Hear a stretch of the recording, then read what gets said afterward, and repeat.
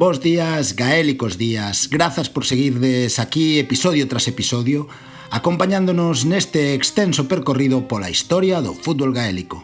Sabedes que este é un contido que non está en galego en ningures e, polo tanto, supón un traballo importante de busca e confirmación de datos. Agardo que vos este a gustar e, por favor, se é así, deixade o voso like para apoiar a nosa canle, este mundo gaélico. No episodio anterior acompañamos o fútbol gaélico polos seus anos máis escuros, aqueles da Guerra de Independencia e da Guerra Civil. Chegados xa a 1923, a violencia política baixa de intensidade e Irlanda entra nunha etapa distinta, a do Estado Libre Irlandés, un país novo, ilusionante, mais con moitos problemas e retos. Irlanda tenta estabilizarse, crear institucións e proxectar unha identidade nacional propia. No episodio de hoxe veremos que lle pasa ao fútbol gaélico cando deixa de ser resistencia cultural e pasa a ser deporte de Estado.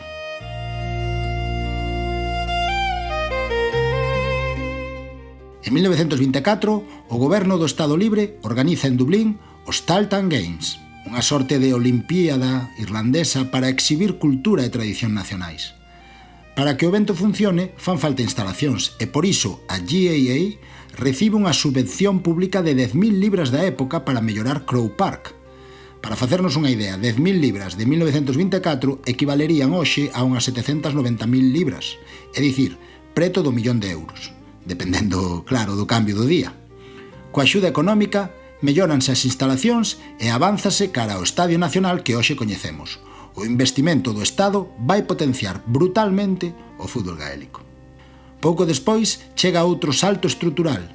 En outubro de 1925 arrinca a primeira National Football League, a primeira Liga Nacional de Fútbol Gaélico.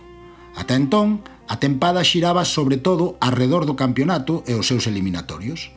A Liga introduce algo novo, calendario regular, clasificación por puntos e unha competición de inverno que obriga a adestrar e traballar o ano inteiro.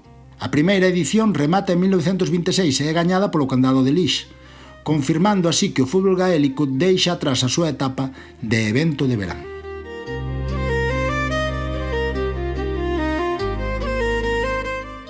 Imos comentar algúns datos para coñecer mellor esta etapa. A final do All-Ireland, correspondente a 1923, xógase en realidade o 28 de setembro de 1924 en Croke Park. Dublín derrota a Kerry por 1-5 a 1-3. Acabamos de saír da Guerra Civil e, aínda así, o partido mete 18.500 persoas no estadio. O deporte anticipa a dimensión pública de masas que terá nas décadas seguintes e que persiste na actualidade.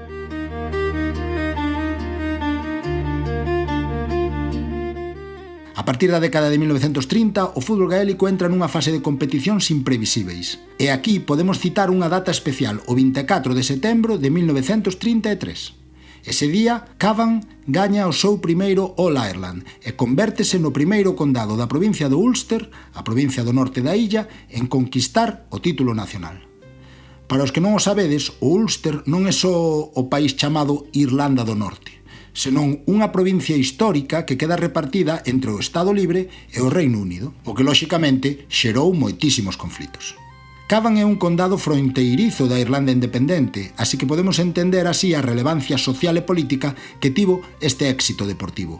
Cavan repite en 1935 e confirma que non se trata dun accidente. A provincia do Ulster deixa definitivamente de ser convidado ocasional no fútbol gaélico.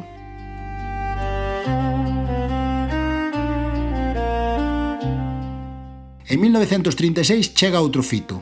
Mayo gaña o seu primeiro All-Ireland e un dos seus xogadores, Sean Lavan, populariza un avance que cambia o ritmo do xogo, o solo run, a carreira que emprega os solos ou botes no propio pé. A idea é sinxela de explicar. Para poder seguir correndo sen dar pasos demais, deixas caer o balón ao pé e volves recollelo en movimento. Iso permite avanzar con velocidade, pero mantendo o control. En termos prácticos, máis carreiras longas, máis capacidade individual para romper liñas e máis protagonismo do xogador que domina a técnica. O fútbol gaélico faise máis dinámico sen necesidade dunha reforma espectacular do regulamento.